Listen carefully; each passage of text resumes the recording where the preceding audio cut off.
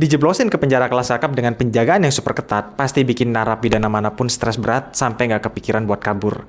Tapi ternyata, ada loh orang yang nekat kabur dari penjara kelas kakap yang penjaranya itu berkali-kali lipat lebih serem dari Nusa Kambangan. Kasus pelarian penjara yang mau diomongin hari ini, kejadiannya di Pulau Alcatraz, negara Amerika, dan ini jadi salah satu kasus pelarian paling legendaris dalam sejarah Amerika Serikat. Saking terkenalnya, banyak banget film sama serial TV yang ceritanya ngambil dari kejadian nyata di penjara ini. Pulau ini aslinya bernama Pulau Alcatraz, tapi karena dulu di sana ada penjara yang terkenal isinya itu napi kelas kakap semua, makanya pulau ini dijulukin sebagai Pulau Iblis. Lokasinya ada di Teluk San Francisco dengan luas sekitar 76.000 meter persegi, yang kira-kira itu segede 10 kali lapangan sepak bola. Biarpun gitu, pulau ini jaraknya emang nggak terlalu jauh gitu loh sama garis pantai, cuma berjarak sekitar ya beberapa kilometer aja. Jadi di tahun 1866, militer Amerika ngebangun penjara militer di pulau ini. Waktu itu di pulaunya itu belum ada sel tahanan di atas tanah. Jadi beberapa tahanan militer disekapnya itu ada di ruangan bawah tanah yang sepanjang tahun nggak pernah bisa ngeliat matahari. Baru deh pelan-pelan fasilitas penjara ini mulai dibangun di atas tanah khusus dipakai buat nahan penjahat militer dalam jangka waktu yang cukup lama. Pas masuk di era 1930-an, kejahatan geng mafia di Amerika itu lagi ganas-ganasnya dan banyak banget tokoh penjahat legendaris yang lahir di masa itu. Kayak si penipu ulung Victor Lustig yang ngejual Menara Eiffel di video sebelumnya yang pernah aku bahas itu. Dia juga dipenjara di Alcatraz sini juga loh. Tahun 1933, pemerintah Amerika berniat ngebasmi para geng mafia ini sekaligus nyegah maraknya kasus pelarian dari dalam penjara. Makanya, mereka mutusin buat ngubah penjara militer ini jadi penjara federal khusus buat ngurung penjahat kelas kakap yang kejamnya minta ampun. Dari situlah penjara ini mulai jadi makin terkenal dan di masa itu jadi penjara dengan tingkat keamanan paling ketat se-Amerika. Lokasi geografisnya itu juga sebenarnya unik banget, kayak yang bener-bener jadi posisi yang emang sempurna banget gitu loh buat ngebangun penjara. Biarpun jarak Pulau Iblis ini cuma beberapa kilometer aja dari pusat kota San Francisco, tapi kalau mau kabur dari penjara ini, sekalipun napi nih berhasil ngelewatin semua penjagaan ketatnya penjara Alcatraz, di akhir-akhirnya mereka tetap harus ngelewatin rintangan alami, yaitu air laut dari Teluk San Francisco. Udah gitu suhu air laut di sini tuh sepanjang tahunnya dingin banget, cuma sekitar 9 sampai 12 derajat Celcius. Arusnya juga kenceng banget dan kabarnya ada banyak banget ikan hiu yang berenang-renang di sekitar situ. Peluang buat bisa berenang lewatin laut ini hidup-hidup tuh sebenarnya kecil banget. Akan tetapi tetap ada aja napi yang nyoba buat kabur. Dari pas penjara federal Alcatraz ini dibuka tahun 1933 sampai ditutup tahun 1962, total udah ada 13 kasus percobaan pelarian, di mana 23 orang berhasil ditangkap hidup-hidup, 6 orang tewas pas kabur, 2 orang mati tenggelam di laut, dan 2 orang dikabarin hilang. Intinya nggak ada satupun yang berhasil lolos dari penjara ini, sampai akhirnya di tahun 1962, ada 4 orang yang nekat ngelakuin aksi pelarian dan 3 diantaranya berhasil lolos. Asal kalian tahu aja ya, penjara ini tuh salah satu tingkat keamanan yang paling ketat di Amerika Serikat bahkan di dunia, di mana rata-rata 3 sipir ngawasin 1 narapidana.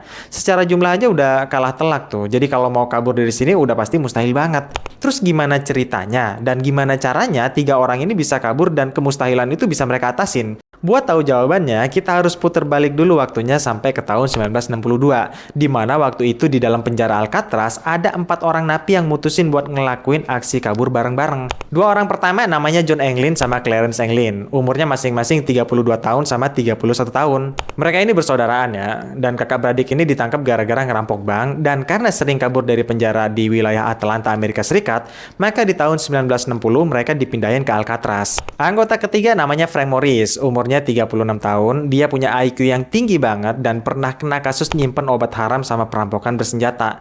Nah, gara-gara ngerampok bersenjata inilah, di tahun 1960, Morris dikirim ke Alcatraz. Terus anggota keempat namanya Alan West, umurnya 33 tahun. Alasan Alan dipindahin ke Alcatraz di tahun 1953 adalah karena ketangkep basah pas kabur dari penjara Florida akibat kasus nyolong mobil. Singkat kata singkat cerita, Alan sama Morris ngerencanain kabur di tahun 1960. Terus rencana kabur ini ternyata kedengeran sama Englin bersaudara. Dan mereka berdua pun berminat untuk gabung juga. Akhirnya mereka berempat mutusin buat kerjasama aja deh. Namun karena sel mereka berempat posisinya agak jauhan, makanya Englin bersaudara ini ngajuin perpindahan sel biar bisa satu blok sama Morris sama Alan. Pas nyampe di titik ini sih kalau dipikir-pikir secara logika ya, di penjara dengan keamanan yang tingkatnya seketat ini, terus ada napi yang minta hal-hal aneh semacam kayak gini, kenapa malah bisa diizinin ya sama pihak penjaranya? Kenapa gitu mereka nggak curiga atau nanya-nanyain kayak kenapa mau pindah? Kenapa malah diizinin gitu lah? Apa jangan-jangan sipirnya terlalu jumawa kali ya? Mentang-mentang penjara ini tuh dikelilingin sama laut dan dihiasi dengan ikan hiu. Jadi mereka pikir mustahil banget ada yang berniat kabur dari sini.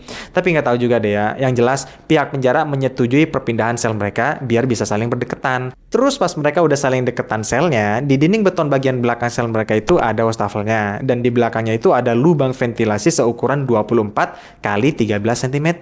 Nah, mereka mutusin buat mulai ngegali lubang dari sini. Mereka manfaatin berbagai macam kesempatan buat nyolongin sendok makan, koin-koin, gunting kuku, dan barang-barang lain yang kiranya bisa disulap buat jadi alat ngebobol ventilasi itu. Mereka ngebikin tembok palsu dari kardus, terus naruh alat musik dan barang lain di depan ventilasi itu biar kagak ketahuan. Habis itu mereka juga berhasil nyolong dinamo vacuum cleaner yang dimodif jadi bor listrik biar ngegali lubangnya bisa makin cepat. Buat nutupin suara bor yang kenceng banget pada saat itu, mereka manfaatin waktu hiburan musik para napi tiap malam yang berlangsung sekitar jam setengah 7 sampai setengah 8 malam. Di 1 jam yang jadi waktu paling berisik di dalam penjara ini, napi dibebasin mainin alat musik apa aja, mulai dari harmonika sampai akordeon. Bagi mereka berempat yang mau kabur, ini tuh jadi waktu yang berharga banget buat ngebor tembok tiap hari. Nggak nyampe beberapa bulan, temboknya akhirnya berhasil jebol. Mereka sadar kalau di balik tembok itu ada lorong sempit selebar hampir 1 meter yang isinya tumpukan barang bekas dan fasilitas yang udah kagak pakai. Karena nggak bakal ada orang yang masuk ke dalam situ juga, jadinya tempat itu nggak dijaga sama sekali sama sipir dan bisa juga nembus ke atap penjara ngelewatin pipa. Akhirnya mereka jadiin lorong ini sebagai markas rahasia mereka buat diam-diam ngerjain sesuatu, diskusi, dan juga nyusun taktik kabur selama beberapa bulan ke depan. Ngebobol tembok sel itu sebenarnya baru langkah yang pertama loh, karena masih banyak lagi hal yang harus mereka siapin. Mengingat para sipir juga sering banget ngecek sel, mereka ngebikin beberapa kepala palsu buat ngibulin inspeksi sipir biar mereka dapat waktu tambahan buat kabur. Mereka manfaatin bahan-bahan kayak sabun, odol, semen-semen, sama tisu toilet buat ngebentuk kepala palsu yang lengkap sama hidung, mata, dan mulutnya. Biar kelihatan makin nyata, mereka nyolongin potongan rambut dari tempat cukur di penjara, terus ditempel ke kepala palsu itu. Kalau dilihat dari jauh mah kepala-kepala palsu ini beneran emang lumayan mirip sama aslinya loh. Habis semua persiapan itu beres, mereka mutusin buat cabut di malam tanggal 11 Juni. Malam itu habis lampu dimatiin jam setengah 10 malam, mereka langsung mulai beraksi. Mereka ngeluarin kepala palsu yang udah disiapin jauh-jauh hari dan ditaruh di atas bantal, terus di balik selimut itu diselipin handuk sama baju, biar seolah-olah ada orang yang lagi tidur pules di sana. Pas semuanya udah beres, mereka akhirnya merayap keluar dari lubang yang udah mereka bobol duluan di waktu itu. Tapi disinilah kejadian canggung itu mulai terjadi. Gara-gara tembok palsunya Ellen agak longgar dan pernah ditambal dulu pakai semen biar kenceng pas hari H, semennya itu keburu kering dan bikin lubangnya jadi agak menyusut gitu, agak menyempit.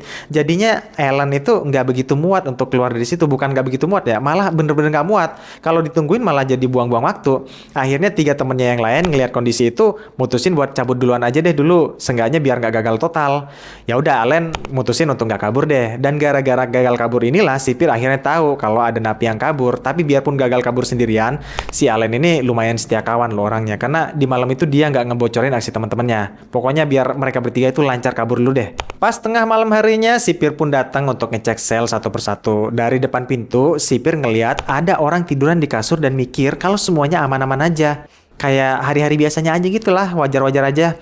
Berkat pemahaman mereka soal rutinitas sipir ini, trik kepala palsu itu sukses ngibulin sipir dan ngebikin mereka bertiga jadi dapat banyak waktu tambahan untuk kabur. 3 orang ini naik lewatin pipa, ngedorong kisi-kisi ventilasi, dan nyampe di atas atap sekitar jam setengah 11 malam. Begitu nyampe atap, mereka ngikutin pipa yang turun ke bawah buat ngadepin rintangan terakhir, yaitu air laut di sekeliling Pulau Alcatraz. Soal air laut ini, mereka udah nyiapin semuanya dari jauh-jauh hari pas di markas rahasia.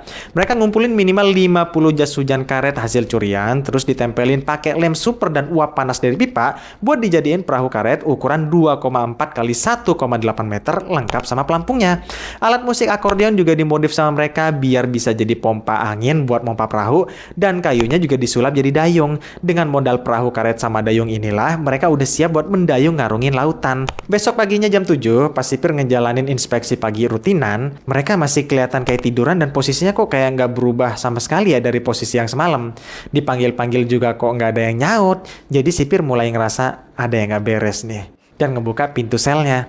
Pas nyamperin terus badannya didorong dikit, tiba-tiba aja kepala palsunya ngegelinding jatuh ke lantai. Ngelihat itu, sipir langsung panik bukan main, nyadar kalau ada tahanan yang kabur, dan di saat itu juga lah mereka langsung ngadain pencarian gede-gedean. Selama 10 hari beruntun, polisi lokal, FBI, sampai militer Amerika Serikat dikerahin semua buat ngelakuin penyisiran nonstop abis-abisan dari laut sampai ke daratan San Francisco. Di waktu yang sama, media berita juga heboh banget ngeberitain kasus ini, sampai-sampai seluruh pelosok Amerika jadi tahu, dan justru inilah yang ngebikin nama penjara Pulau Alcatraz jadi viral kemana-mana. Para penyidik nemuin fakta kalau di hari kedua pelarian, ada orang yang nelpon ke firma hukum di San Francisco dan ngaku sebagai John Englin. Dia sempat nanya, apakah orang-orang itu tahu siapa dirinya dan baca koran nggak? Setelah memastikan jawaban itu dari si pemilik firma hukum, teleponnya langsung ditutup aja. Penyidik yakin kalau pasti ada orang luar yang ngebantu pelarian mereka dan kemungkinan besar mereka ngerapat di Pulau Angel dulu, terus nyebrang ke dermaga 13 San Francisco berkat bantuan pacarnya si Clarence Anglin. Walaupun kepolisian udah ngerahin anak buah mereka habis-habisan, jejak 3 orang ini nggak pernah ketemu dan nggak ada mayat juga yang pernah ditemuin. Makanya sampai sekarang pihak berwenang cuma bisa netepin status mereka sebagai orang yang hilang aja. Udah bertahun-tahun berlalu, polisi juga sempat terus usaha ngebikin sketsa wajah tua mereka pakai bantuan komputer dengan harapan dapat petunjuk baru, tapi hasilnya tetap nihil. Belum nyampe setahun sejak kasus pelarian Alcatraz itu terjadi, pemerintah federal akhirnya mutusin buat nutup aja penjara ini tanpa pernah ngebongkar alasan resminya ke publik. Sekarang ini Pulau Iblis Alcatraz udah bukan penjara lagi, melainkan beralih fungsi jadi tempat wisata. Ya kayak museum gitulah napak tilas, dengan tetap mempertahankan beberapa kondisi dan fasilitas di penjara zaman dulu biar para turis bisa ngerasain sendiri keputusasaan apa dan tekanan bagaimana yang kira-kira dialamin oleh para napi dulu pas dikurung. Terus nasib 3 orang yang kabur itu gimana dong? Anglin bersaudara dan Ellen Morris itu. Ya sebenarnya nggak ada yang tahu juga ya, apa orang 3 itu beneran udah wafat, udah mati di tengah pelarian, atau emang beneran sukses kabur, atau hilang aja gitu, ya nggak ada yang tahu. Mungkin ya cuma mereka bertiga dan Tuhan aja yang tahu. Kalau kalian suka video yang kayak begini, jangan lupa di like, komen, dan share ya. Dadah. Subscribe juga jangan lupa.